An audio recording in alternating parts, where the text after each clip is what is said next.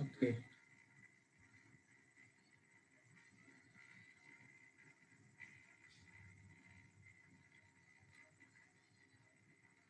Oke. Sebelum saya jelaskan ke halaman berikutnya, penjelasan awal ini kira-kira sudah bisa dipahami? Bisa, Pak. Ya, ya, mudah-mudahan saudara sudah bisa membedakan antara regresi dengan korelasi. Oke, nah sekarang kita lihat perbedaan antara keduanya itu. Oke, nah ini korelasi ya. Tadi dari sisi derajat dampaknya itu, kalau korelasi itu paling rendah gitu ya. Nah, tujuannya untuk mengukur kekuatan asosiasi atau hubungan. Jadi kalau korelasi itu tadi ya untuk mengukur kekuatan hubungan kuat atau tidak sih, ya kalau gampangnya misalnya kalau dalam bahasa fisik misalnya ya kalau sekedar apa namanya bersentuhan gitu ya itu ada juga gitu ya. Tapi kalau kita bergenggam tangan begini, ini kuat banget gitu ya, ini kuat banget gitu. Nah, dalam bahasa fisiknya begitu. Nah, kalau variabel ketika dia apa namanya memiliki hubungan satu dengan yang lain, nah ada seberapa kuat hubungan itu bisa diukur gitu ya. Itu bisa diukur dengan menggunakan korelasi. Nah, cuma tidak menunjukkan hubungan sebab akibat. Jadi tidak bicara tentang ini nanti ketika ini begini, ini akan berubah seperti ini. Nah, enggak bicara tentang itu. Hanya bicara tentang kekuatan hubungan saja. Ya, kekuatan hubungan aja. Tapi tidak bisa mengidentifikasi ini variabel ini memengaruhi ini. Itu enggak sampai ke situ, ya. Nah, kalau dalam hal arah hubungan itu ada yang positif dan negatif. Yang dimaksud dengan positif dan negatif itu gimana? Kalau ada hasil dari sebuah analisa korelasi itu memunculkan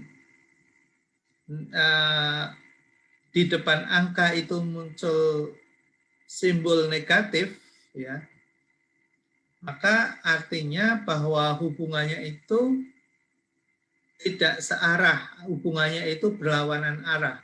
Hubungan tapi berlawan arah, masih hubungan berlawan arah itu yang satu misalnya ke kanan, yang satu ke kiri, ya. Ini berlawanan arah. Tapi kalau hubungannya positif itu searah. Artinya apa? Kalau yang satu naik, maka ini naik. Yang satu turun, ini akan turun. Itu namanya searah. Jadi nanti di dalam sebuah analisa ketemu angka, kemudian muncul simbol negatif, begitu itu artinya hubungannya berkebalikan arah. Jadi misalnya ada variabel X dan Y, X-nya itu naik, maka Y-nya akan turun. Itu namanya hubungannya negatif. Tapi kalau yang X-nya naik, Y-nya naik, itu namanya hubungannya positif. Ya, mudah-mudahan bisa dipahami. Mudah-mudahan bisa dipahami. Nah, kalau regresi,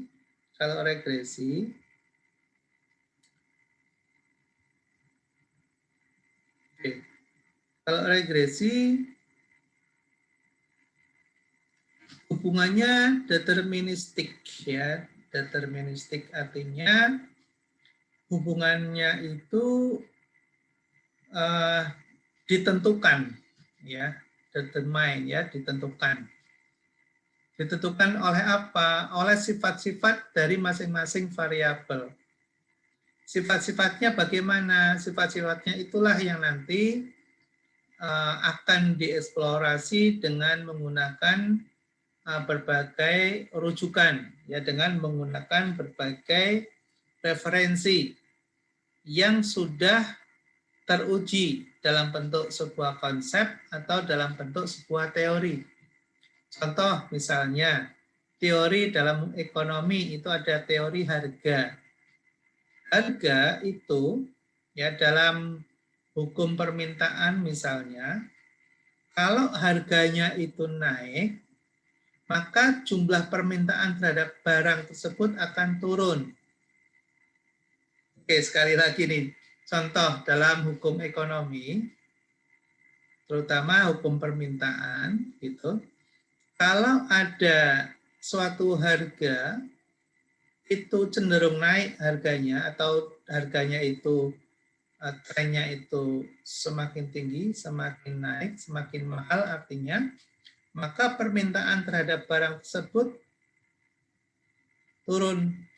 Ya, saya kira saya nggak perlu menjelaskan detail ya, ini sudah bisa dipahami secara logis gitu ya. Kalau Anda belajar di ilmu ekonomi itu akan dikasih contoh angka-angkanya, ya akan disukai contoh angka-angkanya. Tapi saya kira kita nggak perlu contoh angka, tapi dalam kehidupan sehari-hari udah bisa diterima secara akal sehat, common sense, logik gitu ya. Kalau kita jualan kemudian harganya relatif murah, maka orang akan mencari kita dibandingkan dengan harga para pesaing gitu, kita lebih murah dengan kualitas yang sama, maka akan diburu oleh para pembeli. Ketika kemudian kita naikkan harganya, pembelinya akan berkurang, berkurang, berkurang. Itu hukum ekonomi. Nah, itu namanya hubungan relationship-nya ya, korelasinya itu negatif itu ya. Permintaan itu negatif. Artinya apa? Yang variabel satu naik, harga naik, maka permintaan akan turun. Kuantitas yang dijual akan turun. Nah, itu namanya korelasi negatif. Oke? Paham ya? Paham ya, Mbak, Mas? Paham, Pak. Alhamdulillah. Ya, paham. Saya coba pelan-pelan ya, mudah-mudahan kalian bisa mencerna, ya, bisa mencerna.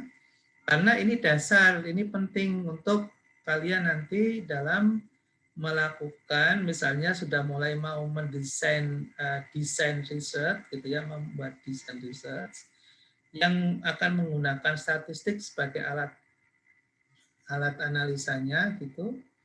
Nah ini dasarnya ini, karena pasti nggak akan bisa lepas dari dari istilah apa pemahaman tentang variabel, kemudian kita mencoba untuk mengidentifikasi karakter atau parameter dari variabel. Nah, sekarang sebelum masuk ke statistik ini perlu dipahami dulu gitu ya. Nah, variabel itu ada namanya indikator atau parameter.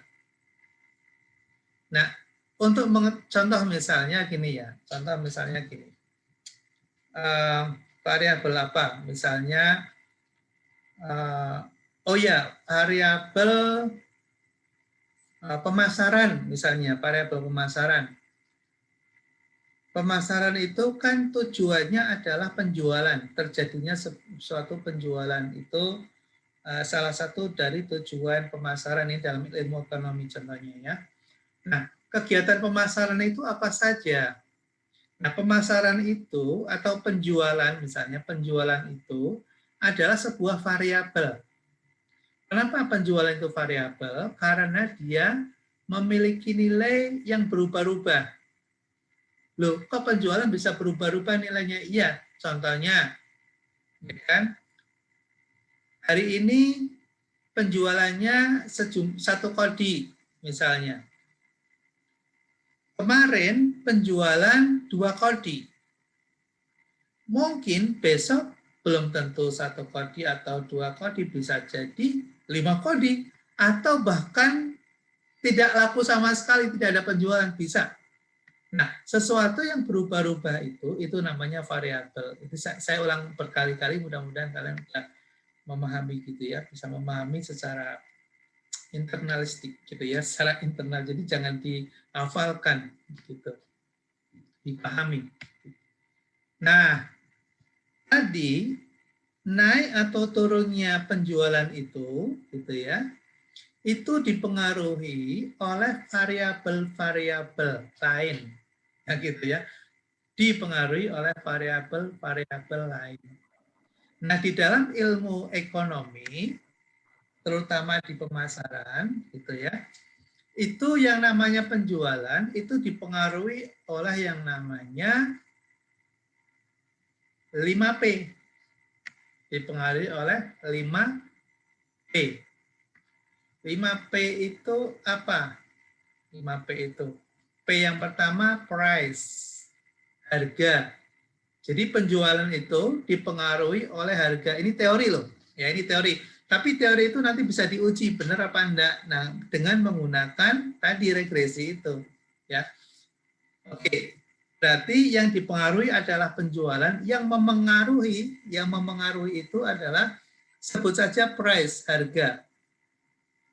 Yang kedua apa? P yang kedua promotion, kegiatan promosi, mengenalkan iklan dan seterusnya itu ya dalam kegiatan promosi. Kemudian apalagi place, tempat. Anda menentukan tempat penjualan itu sangat berpengaruh terhadap nanti hasil bisnis Anda, yaitu penjualan. Kalau Anda buat tempat yang tidak strategis, Anda pilih tempat yang setiap orang susah untuk mengakses, ya kalau Anda mau jualan di posisi dan lokasi seperti itu, maka akan sulit ya, akan berpengaruh terhadap orang untuk membeli barang Anda. Itu contoh place. Kemudian apalagi selain itu, ya ada produk, ya produk, kualitas produknya bagaimana, bagus apa enggak. Oke, saya nggak akan jelaskan secara detail, tapi ini sebuah contoh bahwa penjualan itu dipengaruhi oleh variabel-variabel tadi, gitu ya. Oke, mudah-mudahan bisa semakin paham, gitu. Nah, nanti ketika kita mau mengukur, ya mau menghubungkan ini, ya menghubungkan variabel ini, gitu, kita harus bisa menurunkan dari variabel itu ke dalam namanya parameter, indikator. Indikator. Indikator. Contoh indikator apa misalnya? Orang sakit, indikator sakit apa? Suhunya kan, suhunya tiba-tiba naik di atas normal. Orang normal itu suhu tubuhnya antara 35 maksimal 37 maksimal. Kalau lebih dari 37 itu maka ada sinyal adanya ada gangguan, Makanya untuk mengidentifikasi COVID pertama kali yang dilakukan secara fisik suhu tubuh, gitu ya, suhu tubuhnya naik, nah langsung perlu dilakukan pemeriksaan gitu, karena ada, nah sama gitu ya, untuk mengidentifikasi harga, untuk bisa mengidentifikasi promosi gitu, itu ada indikator atau parameter. Ada indikator atau parameter. Nah, itulah yang nanti akan digunakan dalam menyusun pertanyaan-pertanyaan. Ya, akan dibuat dalam sebuah pertanyaan-pertanyaan di mana nanti jawabannya itu akan menggunakan gradasi. Gradasinya berupa interval, nilai. Misalnya 1 sampai 5. 1 sampai 5. Contoh misalnya, untuk mengetahui harga ini di perspektif seorang konsumen itu mahal atau tidak. Ya, contoh misalnya, apa nih saya punya. Oke. Contoh misalnya, yang semua kita pegang sekarang HP. Ya, HP. Ini ada HP misalnya, dengan fitur-fitur seperti yang dijelaskan di dalam sebuah manual HP, kemudian juga ketahanan baterainya, kemudian memori yang tersedia di sini, dan seterusnya gitu, ini harganya 2 juta. Misalnya ini harganya 2 juta. Nah, dengan fitur seperti ini, 2 juta itu mahal atau tidak, sesuai dengan fungsinya atau tidak di mata seorang konsumen. Kalau kita sebagai seorang peneliti, maka saya akan menanyakan kepada konsumen tersebut. Saya tidak punya hak untuk mengatakan ini mahal atau ini murah, nggak bisa. Tapi nanti yang akan menilai adalah calon customer, orang lain, calon customer. Nah, di situ kita memberikan sebuah peluang jawaban, gitu ya, peluang jawaban, di mana seorang konsumen boleh memilih, misalnya antara 1 sampai 5, ya, antara 1 sampai 5. 1 itu bisa saja dijadikan sebagai parameter untuk mengukur, misalnya nilai 1 itu sangat murah, misalnya sangat murah, nomor 2 murah, nomor 3 sedang, ya tidak terlalu murah, ya biasalah, wajar gitu ya, nomor 3 wajar, nomor 4 mahal, nomor 5 sangat mahal. Nah, itu namanya gradasi nilai, interval. Nah, ketika ada pertanyaan ini HP dengan sebuah manual seperti ini, ya, dengan sebuah fitur-fitur seperti ini, dengan harga 2 juta, menurut Anda bagaimana? Maka bisa jawab, bisa. Nah, nanti jawaban-jawaban itu, jawaban-jawaban itu, saya mute dulu ya.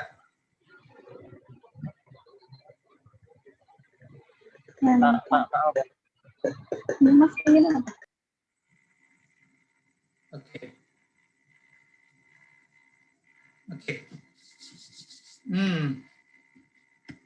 Oke, sampai di mana tadi ya?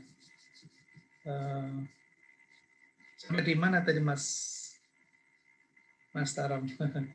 Sampai di survei harga, Pak. Oh, survei harga. Oke. Nah, tadi ketika kita membuat pertanyaan ya dalam sebuah kuesioner, kemudian kita ingin tahu tentang harga dan persepsi dari seorang calon konsumen terhadap suatu produk dari aspek harganya itu. Nah, di situ kan kita menanyakan nggak mungkin satu orang. Semakin banyak yang kita tanya, ya, maka akan semakin representatif, akan semakin mewakili dari suatu populasi tertentu. Ya. Nah, kalau di dalam statistik itu ada rumusan berapa jumlah minimal sampel yang nanti akan mewakili dari suatu populasi. Oke, saya kira itu sudah dijelaskan di dalam metode penelitian ya. Saya nggak perlu mengulang lagi gimana cara menentukan sampel gitu. Ada rumusannya gitu ya. Oke. Nah, nanti dari jawaban-jawaban yang sudah dilakukan oleh responden dan kemudian kita collect, kita kumpulkan, kemudian kita lakukan tabulasi, kemudian setelah itu kita olah. Ya, kita olah. Nah, disitulah kita akan menentukan menggunakan alat statistik apa. Gitu. Oke, nah saya balik lagi ke layar.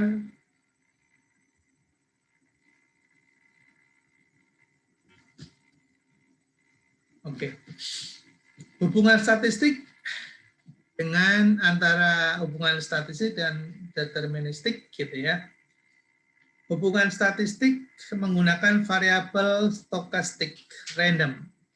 Itu variabel yang memiliki distribusi probabilitas. Itu contoh misalnya ini ya, yang contohnya itu PAD. PAD itu merupakan fungsi dari jumlah penduduk, PDRB, dan subsidi pusat. Jadi pendapatan asli daerah itu dipengaruhi oleh jumlah penduduk, oleh pendapatan daerah, dan adanya subsidi dari pemerintah pusat. Itu contoh. Itu hubungan statistik. Contoh yang lain adalah misalnya C, tingkat konsumsi seseorang itu dipengaruhi oleh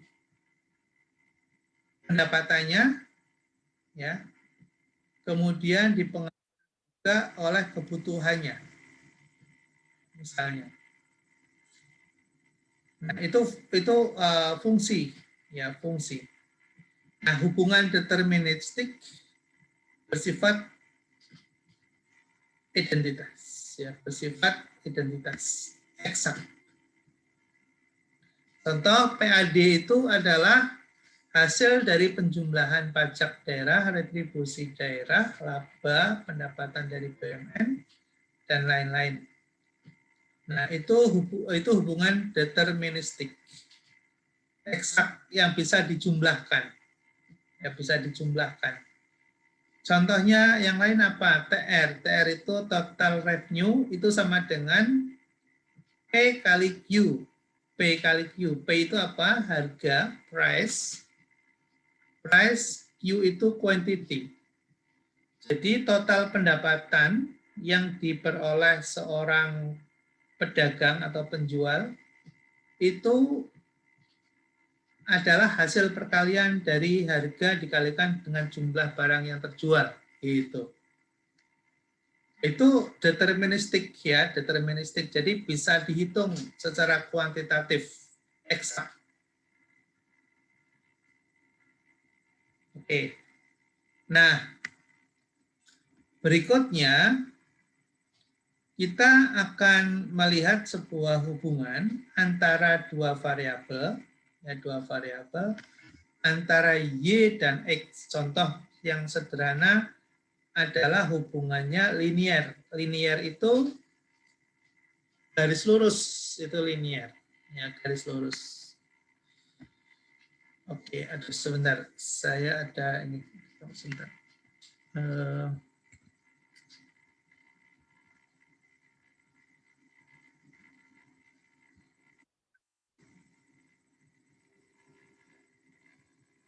Oke, izin sebentar, ada yang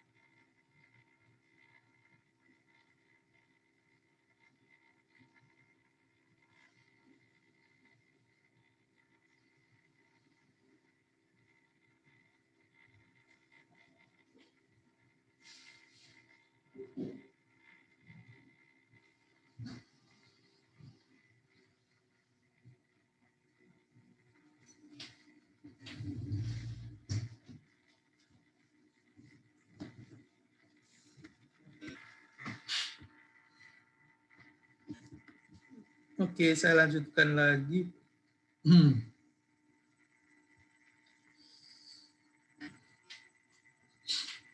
Oke, tadi sampai sini ya.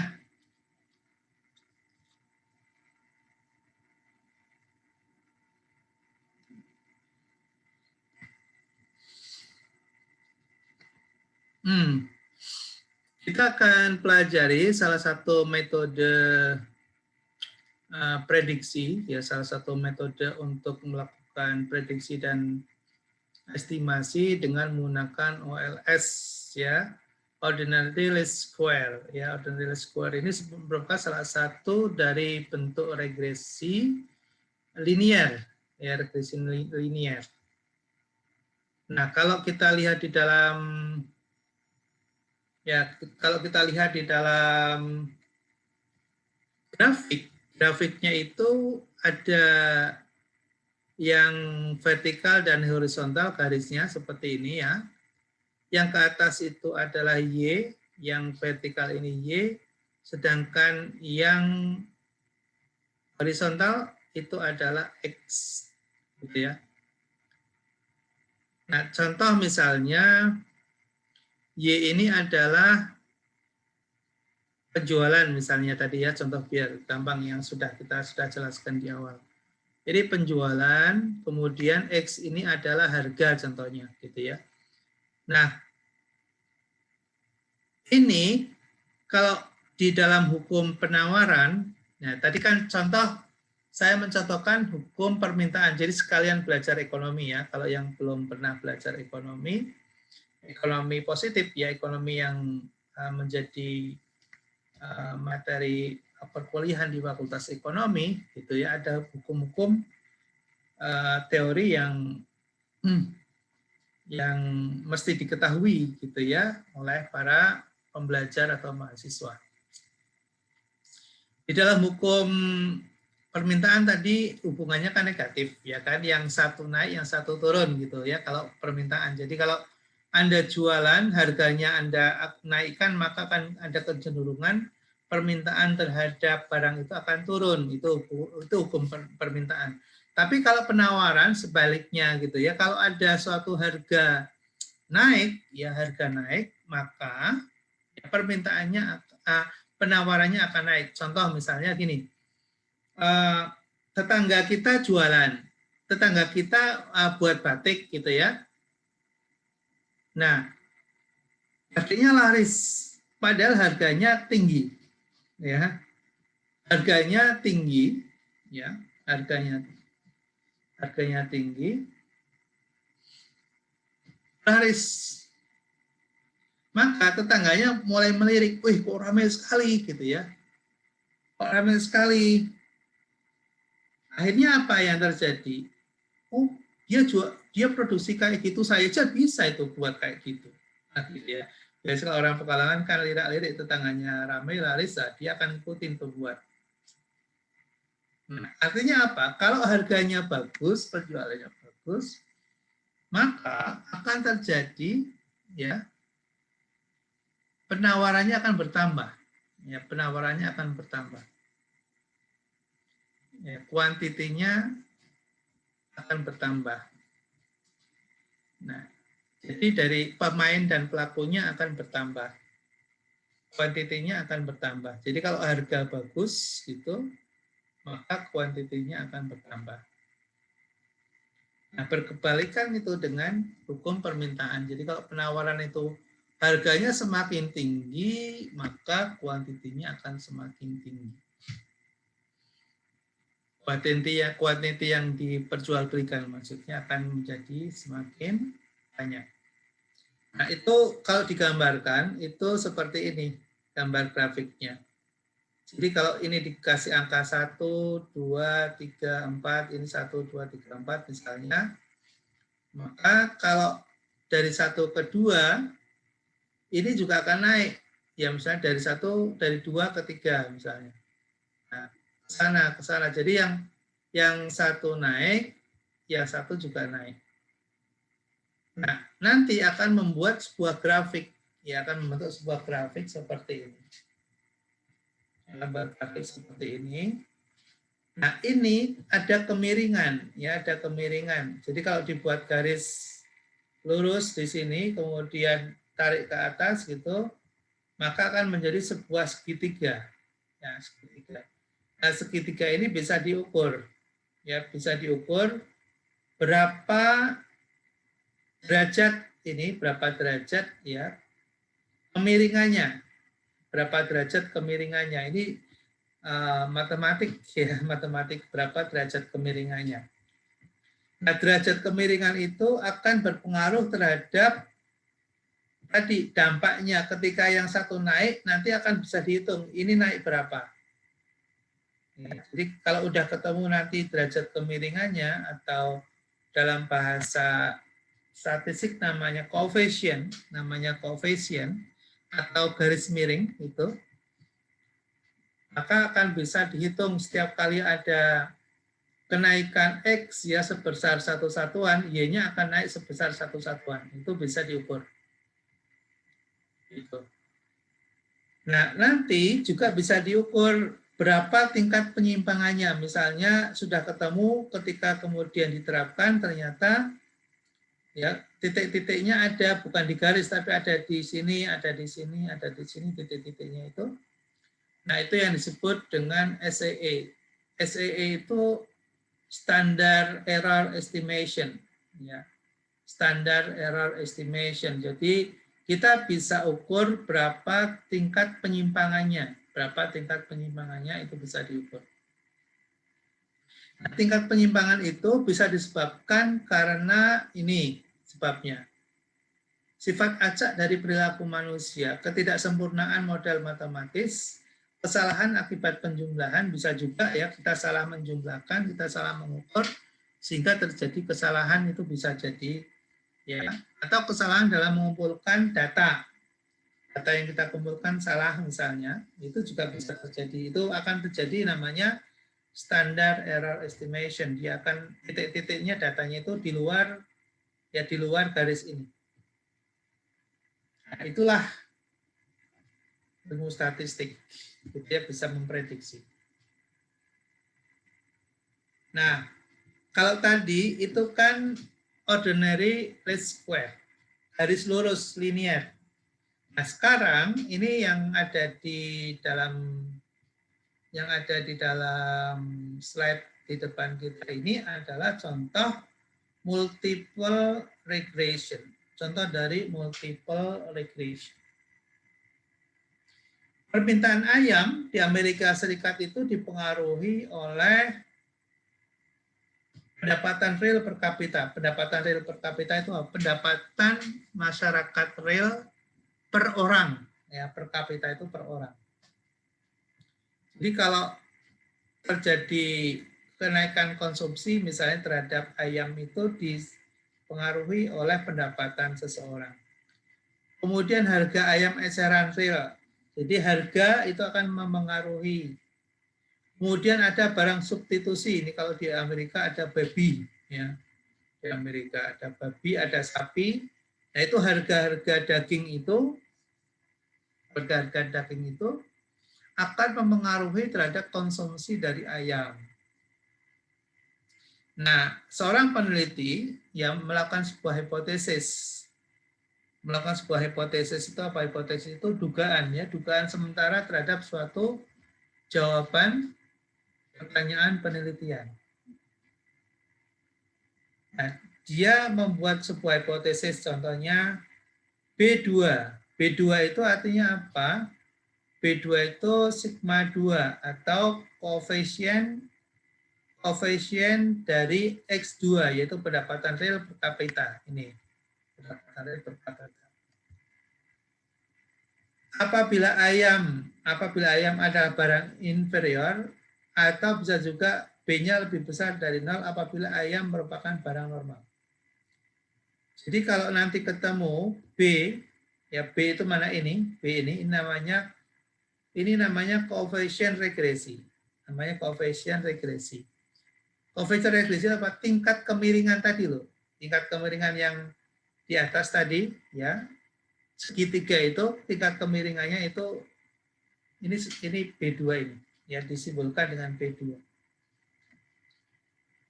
Kalau B2-nya itu nanti ketemu angkanya di bawah 0, berarti berapa? Di bawah 0 berarti minus kan? Ya. Jadi kalau masih 0,1 itu masih di atas 0. Jadi kalau nanti hasilnya minus, itu artinya harga ayam itu adalah inferior. Tapi kalau lebih dari 0, misalnya ketemu 0,1, 0,2, dan seterusnya, maka ayam itu merupakan barang normal.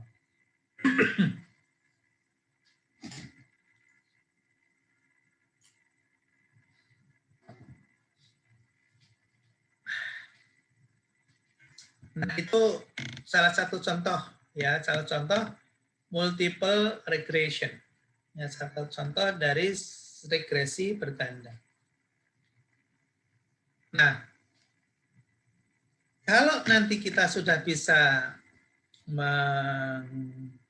menganalisa, gitu ya, sudah bisa menganalisa, maka kita akan bisa melihat atau menentukan ini modelnya itu apakah sudah fit atau belum. Ya, fit artinya bahwa model itu bisa digunakan, ya, bisa digunakan dalam sebuah riset atau studi.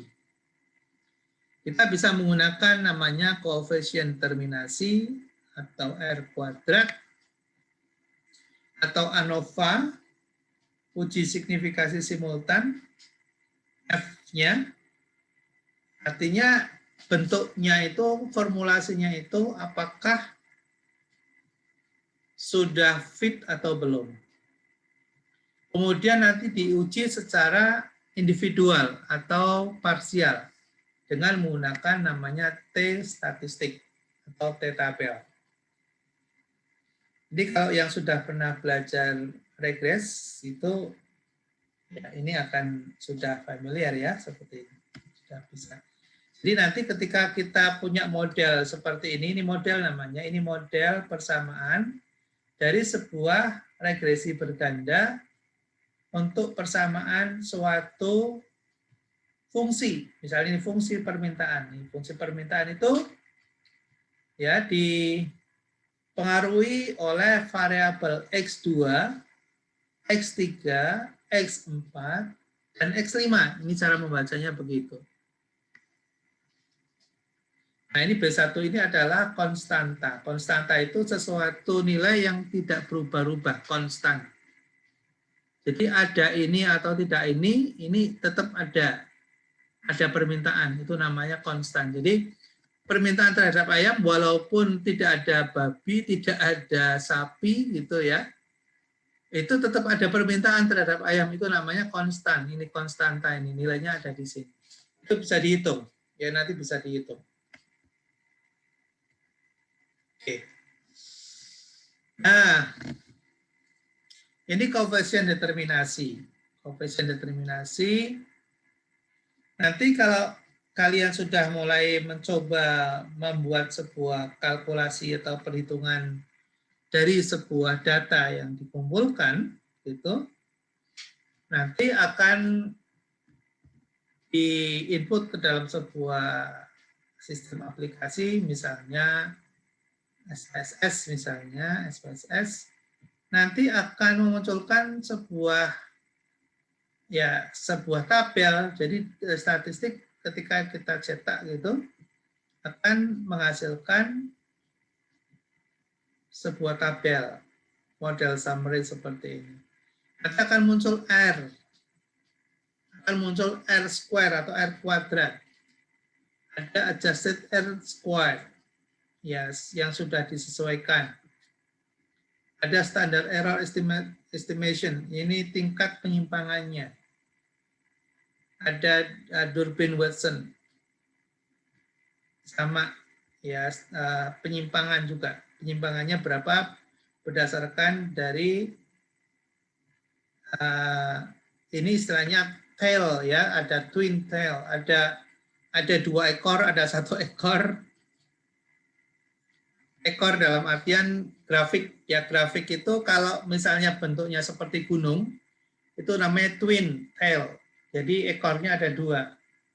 Tapi ada sebuah grafik yang munculnya hanya begini saja, ya. Itu namanya 1 tail. Ya, ini memang perlu pengetahuan dasar.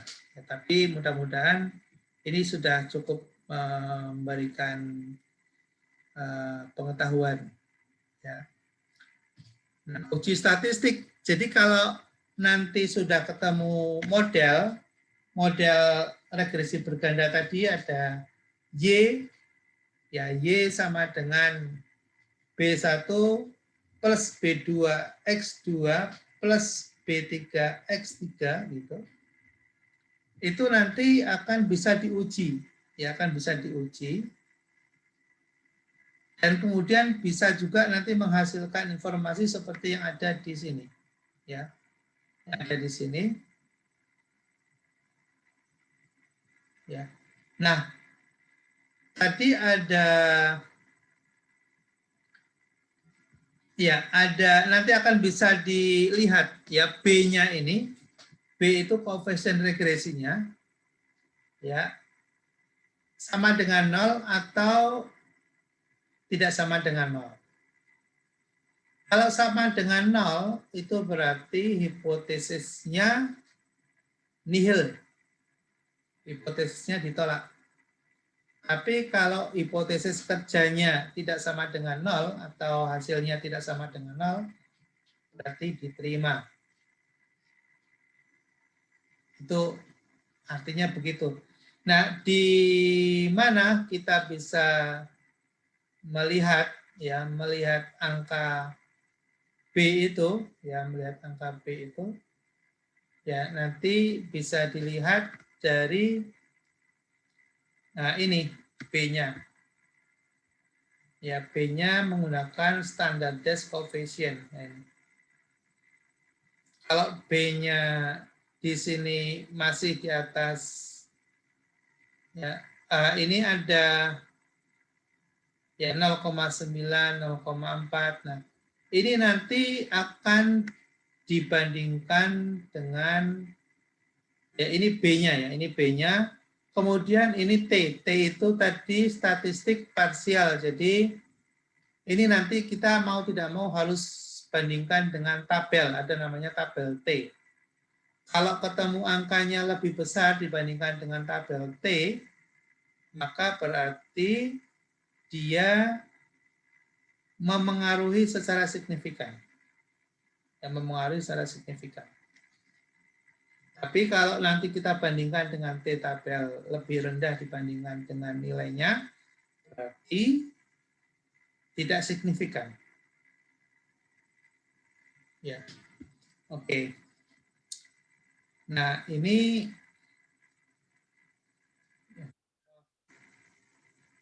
contoh. Oke.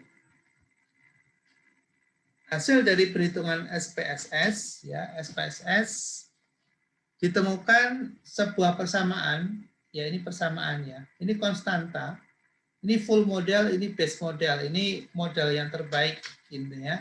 Ini model dari hasil perhitungan tadi di atas itu konstantanya ketemu 37,2 konstan, berarti tadi ya harga ayam itu tanpa dipengaruhi oleh harga komoditas lain, tetap akan ada tingkat konsumsi permintaan terhadap ayam sejumlah 37,2. Nah, apabila ada perubahan terhadap suatu pendapatan masyarakat, pendapatan per kapita masyarakat, itu akan memengaruhi sebesar 0,005. Ketika harga babi misalnya berubah, maka perubahan itu akan berdampak terhadap permintaan ayam sejumlah 0,2. Ini perubahan ya, perubahan. Jadi perubahan harga babi akan memengaruhi perubahan permintaan terhadap ayam sebesar 0,2. Harga sapi 0,7.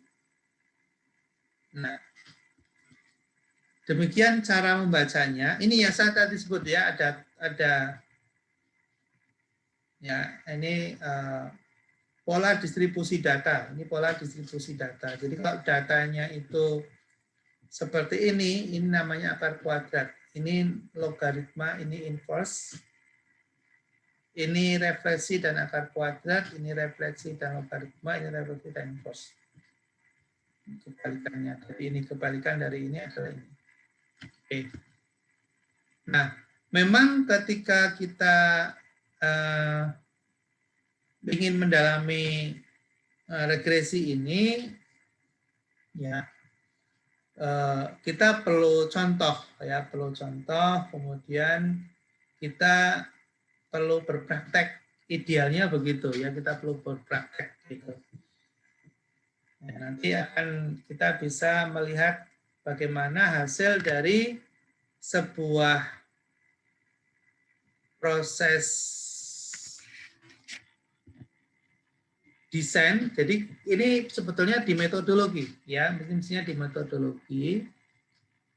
Nanti di dalam, oke.